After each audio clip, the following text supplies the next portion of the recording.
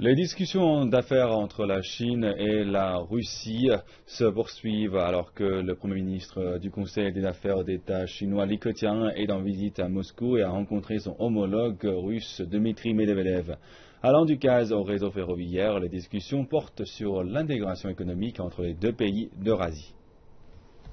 Parmi les accords discutés durant la visite, il y en a sur l'énergie, la finance, les communications et le tourisme, d'après le vice-ministre russe des Affaires étrangères Igor Markulov. Les banques chinoises et russes espèrent accroître l'utilisation du yuan et du rouble dans les échanges commerciaux. Cette année, quand la situation de la croissance du commerce international était mauvaise et difficile, entre janvier et août, les échanges entre nos deux pays ont connu une croissance dynamique et ce fait montre que nous avons un grand potentiel pour la coopération.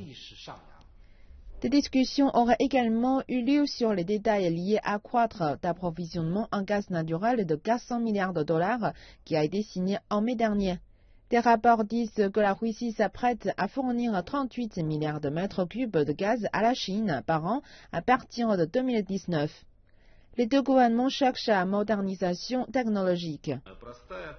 La situation dans le monde de la finance n'est pas la plus facile. Tous les pays ne se développent pas rapidement et nous avons nos propres difficultés. Néanmoins, les grandes banques de nos pays ont conclu un accord pour ouvrir des lignes de crédit pour nos projets communs. Les deux côtés pourraient également discuter du financement d'un projet ferroviaire à très grande vitesse.